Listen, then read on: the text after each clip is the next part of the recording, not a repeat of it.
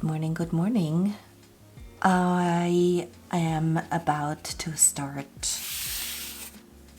something that I've been experimenting with over the past couple of days, and I think I found a good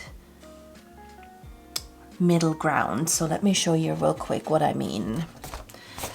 I did these two.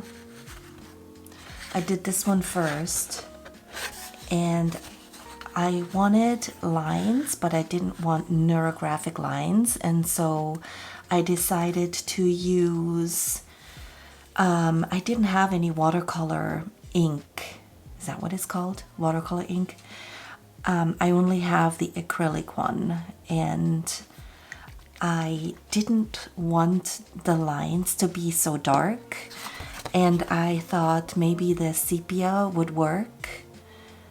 And so I used the sepia straight out of the bottle, but it dried dark. So while I love this, I then tried again, and I diluted the sepia out of the bottle with some water, and these gave me much lighter lines. I also just used the back of a brush to apply the lines, and I did these rocks. I want to call them potatoes. They look like potatoes, don't they? I painted the potatoes first. Sorry. I painted the background first, and then I went in over and I put the lines over.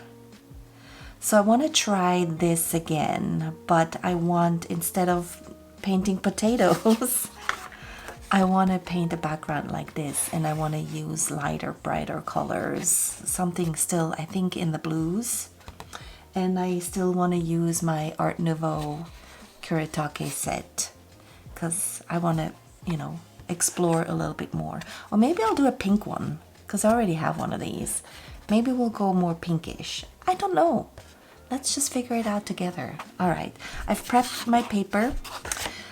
Both of these were done on the cotton paper. A 100% cotton. However, my pens do not like doodling over the cotton paper. It is very rough on my pen tips, and so I'm gonna give them a little bit of a break and just use my Canson watercolor paper. So let me prep my my colors and my sepia, and then I will be back.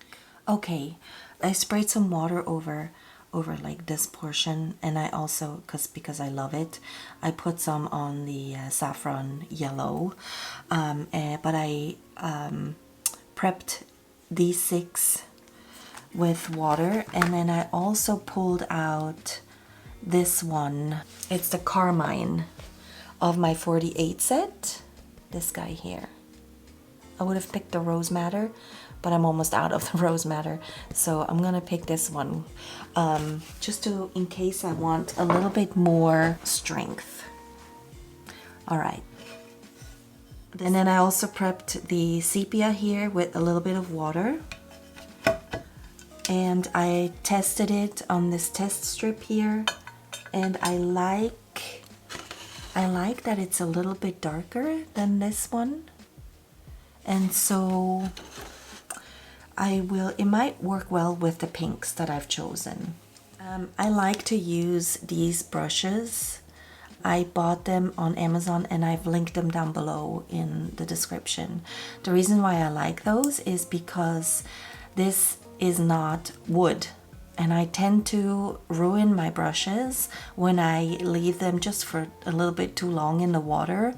The wood handle expands, and then it splits, you know, the color that they put around it, and then it flakes off. And so for this reason, I love these, and I love the way how pointy they get when they're wet. They're very nice to work with. I have water here. I was too lazy to go get fresh water, so I'm just gonna work with what I've got. We're gonna stay away from potatoes, and we're just gonna put down a background, and then I'm gonna put the sepia on top, the sepia lines, and then we'll see what comes out of it. So I want to start a little bit lighter and then work the colors up into a little bit more of a intense brightness.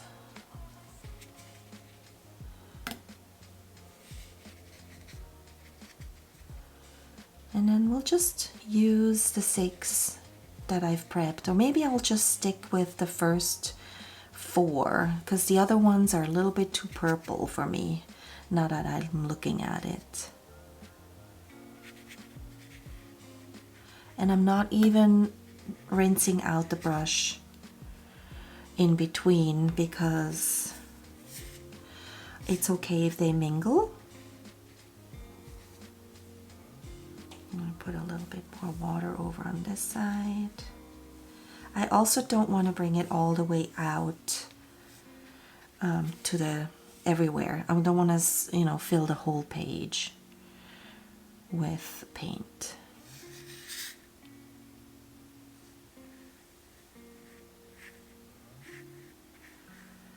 We don't know what's going to happen, and that is what I love about this technique. 1, 2, 3. I think I already did this one. Let me pull a little bit more of the lighter pink around the edges here.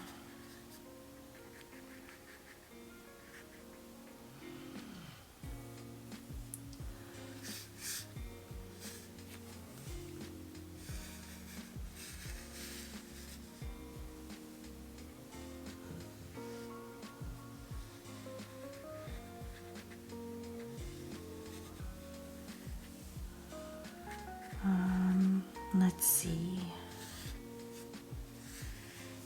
Soft edges always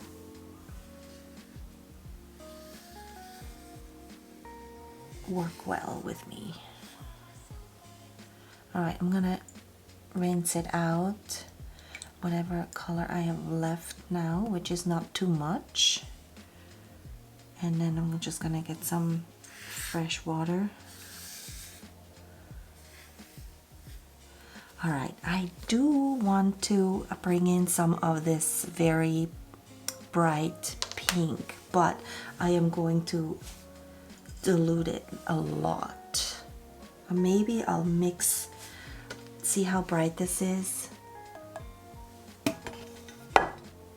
Let me see, let me just see what happens. You know? It's not too bad. I was going to mute it down a little bit with one of the pinks, but I think it needs it. What do you guys think? It's very pretty.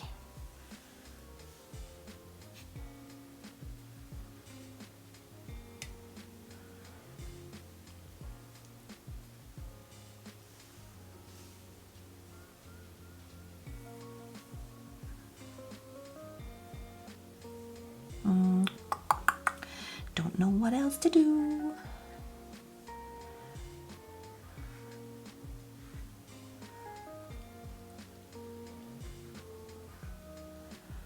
All right, go in with some fresh water and see what happens here.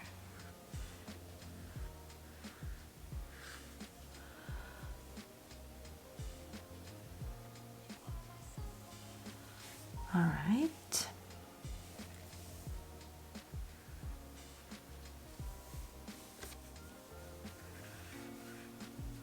Mix that in.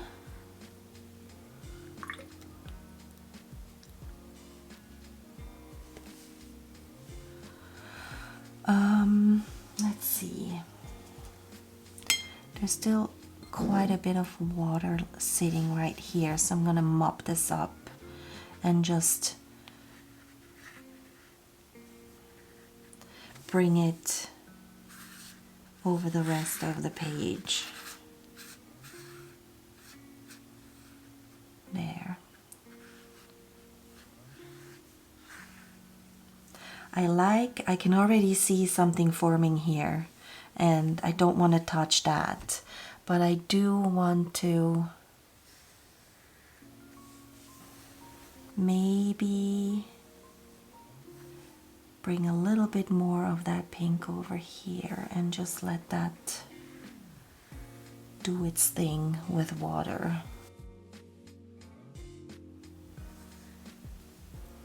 I think that looks good. I'm gonna let it dry, and I might come in with a little bit more of this nice antique rose here. That's not the name of it. I forgot what the name is, but this darker one, and just darken these areas just a little bit more. But I do enjoy the brighter pink with those more muted colors. I didn't use the saffron. I want to see what it looks like when we bring in the sepia lines, and then I can always come in and add some of that yellow. But for now, I'm happy with what it looks like. I'm just gonna let it dry naturally. All right, it's dried enough so I can go put down a little bit more of that darker rose pink. And I just wanna, because I'm not extremely excited about what happened down here, I'm just gonna maybe roll my brush over this part a little bit more.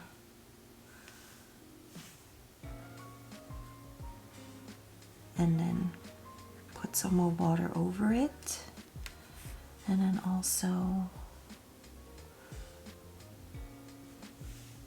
over here.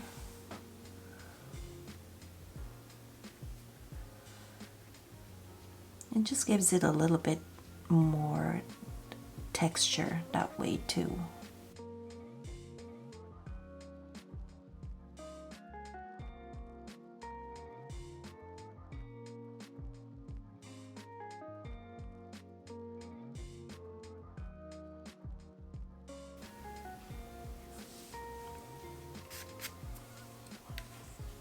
How do we like this?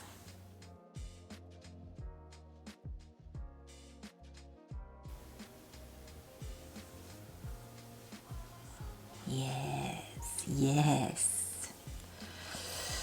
All right, now I feel like I want to do the same with the other pink. Let me just get a little bit more. I'm gonna not use the full strength of this pink. I'm just gonna use a little bit and mute it with this color here. And then, because I have some like spreading down here that I want to cover up. It's like cauliflower type spreading that I'm not too fond of. So we're gonna bring it over here.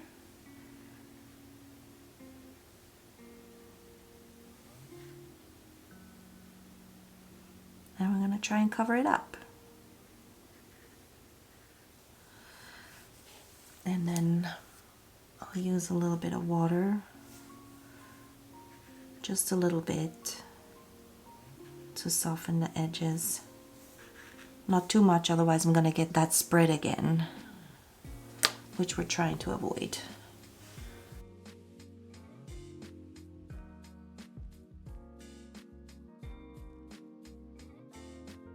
And then we shall do the same here.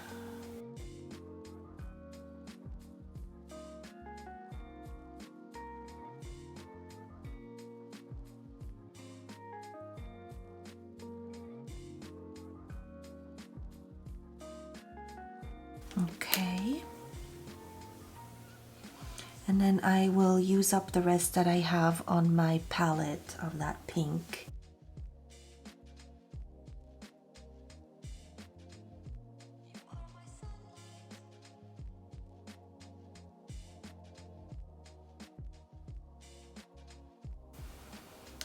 How do we like this?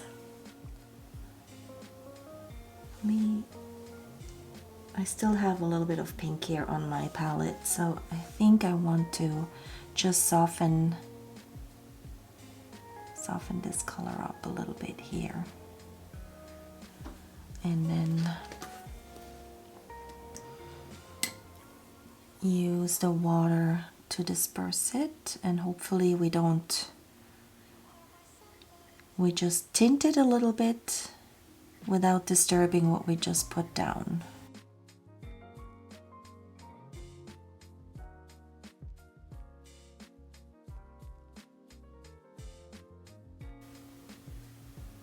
All right.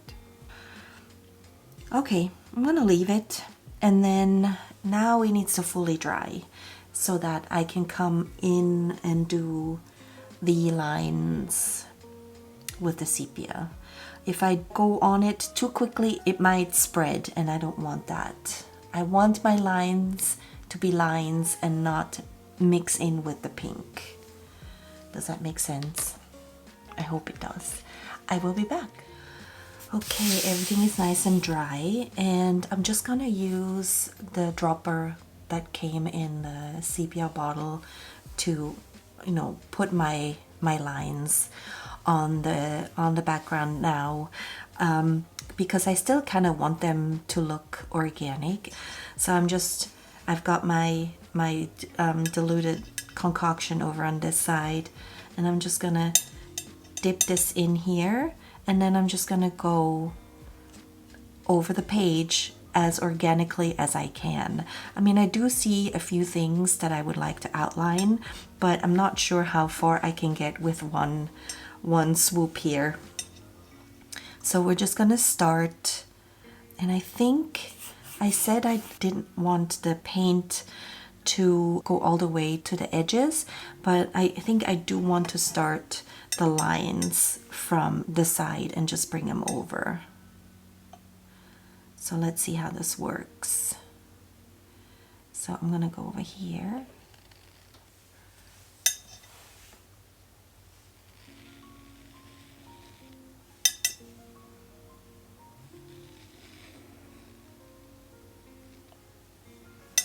And I think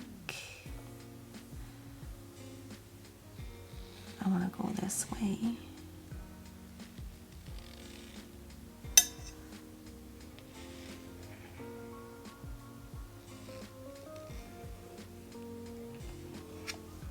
Like that.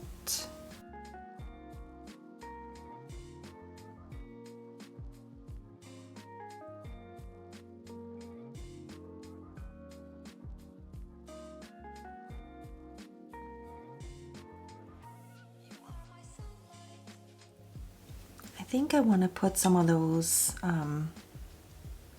that color and drop it. Like make little, ugh, I'm scared. What if I don't like it? That might be too big. Maybe I'll use a brush to do that.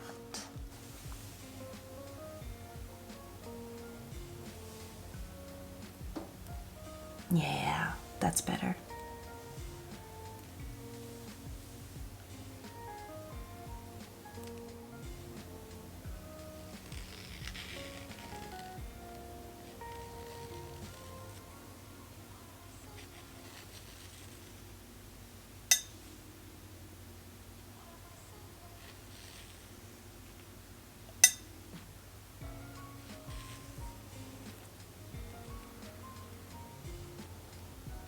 I don't want to treat these as my neurographic lines. So it's supposed to have a different feel. So I think what I want to do is, I had some of these overlapping lines here, which I really liked. So let's see if I can make these a little bit more wispy.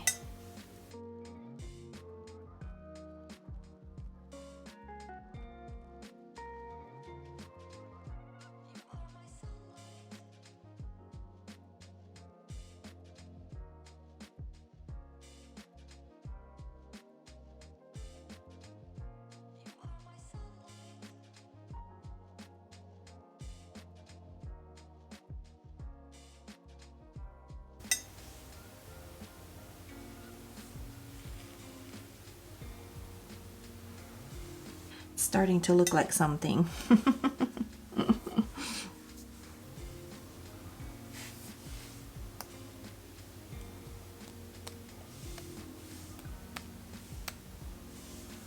Alright, I'm gonna leave it like that for now. I think I'm gonna let this dry real quick and then I can come back and start doodling. So what I'm now realizing is that I tried to outline the shapes like I normally would when I do my neuralines, and I probably shouldn't have done that. But it's already on the page, so we're just gonna roll with it because that's what we do. So I'm just gonna start putting down some lines and see where we're going. I'm gonna zoom you in a little bit so you can see better. And hopefully I remember I zoomed you in so that I'm not moving you somewhere where you can't watch me do what I do. All right, here we go. I started doodling and completely forgot to talk, so I am going to put a little voiceover over some of my doodling parts here. It looks like I had a plan and I knew exactly where I wanted this to go, but in reality, I struggled quite a bit. I think it is because I just had a certain vision in mind for this, and that's never good for me. Then I just force myself to do something, and it just doesn't come from the inside. It doesn't come from my brain. It doesn't come from my my feeling, and so yeah, I will talk a little bit more about how I feel about this piece at the end, and just to explain a little bit more what I think went wrong. Not went wrong, that's not the correct wording. It's just sometimes you feel a piece and sometimes you just don't, and this was a piece that I didn't quite feel. I felt it in the beginning and I kind of saw certain shapes, and I again go a little bit more into detail towards the end of the video. But yeah, it just, yeah, sometimes you feel it and sometimes you don't, and that's okay. I learned quite a bit about the process, and I actually just ordered a tool that will help me take the acrylic ink and use it as a pen a little bit more. Still is going to feel more organic, but hopefully it will help me use the lines a little bit differently. I don't know. Maybe it was just an excuse for me to buy a new tool. That's possible too. So we'll see. It's gonna arrive tomorrow and I can't wait to try it out.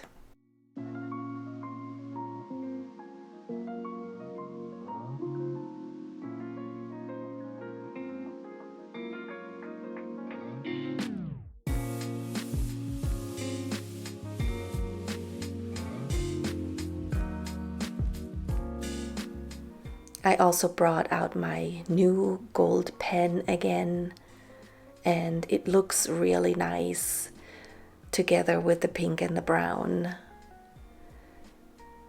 And I mentioned in an earlier video that I thought that the gold acrylic paints that I use for my dotting wouldn't work well with this much brighter gold pen, but I tried it in this piece and it looks just fine, so I don't know what I was thinking, but sometimes you get these feelings and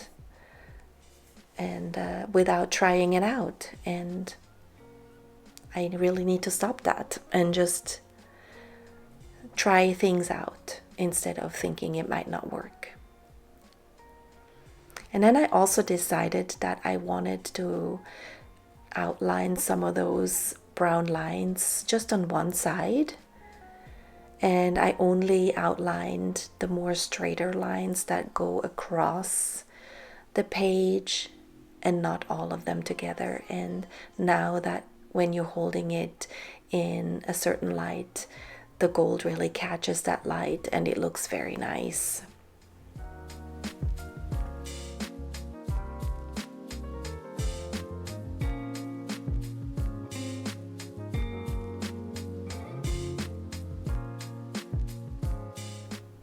And of course, my dotting tools and my acrylic paint.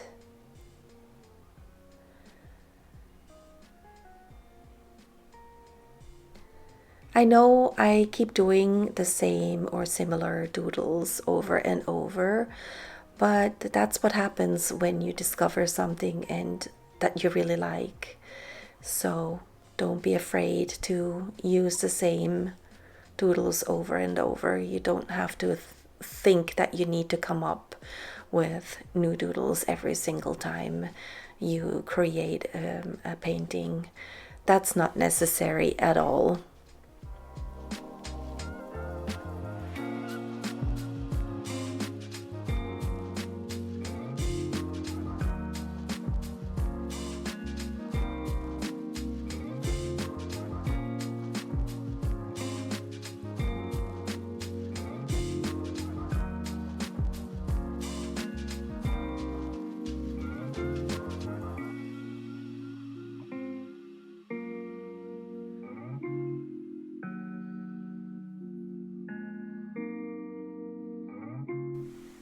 I used white dots for the very center of this part because I just wanted to give it texture, but I didn't really want it to be dominating the space.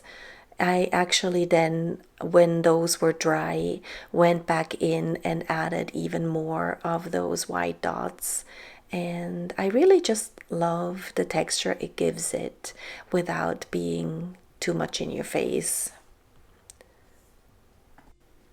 If you've watched any of my other videos, then you will have heard me describe my doodles and my process many times. So I think I'm gonna stop talking here and then I will come back at the end with my final thoughts.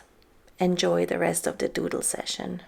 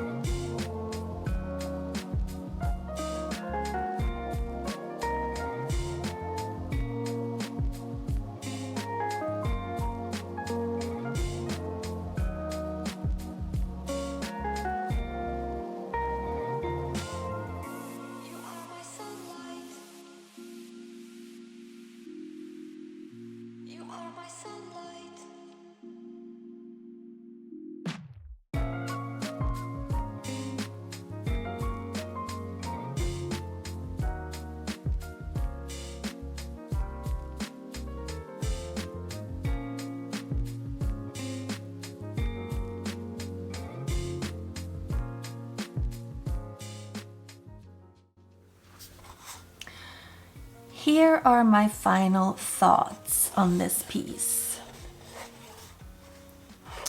Overall, I'm not mad about it. It's different because I only used one shade of color And part of me wishes I had brought in the saffron yellow, maybe in the very beginning, before I even put down the light pink, just so that there was a wash of that yellow underneath, and that we could get a little bit of different colors after it's mixed with the pink. Do you know what I mean? It's not bad. I do love the pinks. It's just not a color I would normally choose. So it's kind of hard for me to fall in love with it. Secondly, I really wish I had approached the lines like I did with this guy here. What happened with this one was I had penciled some lines before I even put anything else on it. And then I went in and I did put down some of those colors. After that, those ones were dry.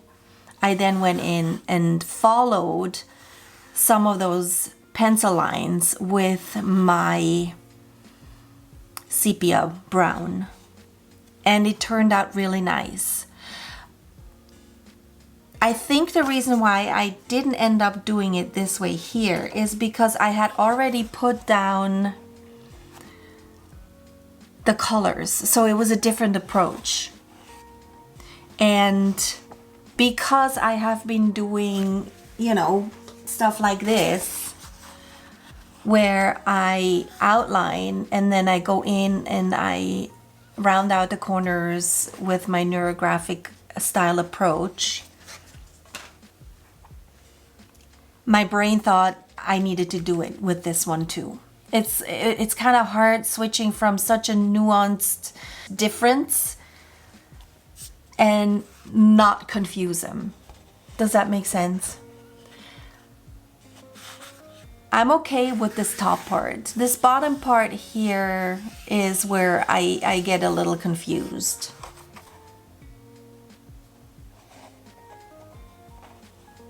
Would I do this one again? Probably not.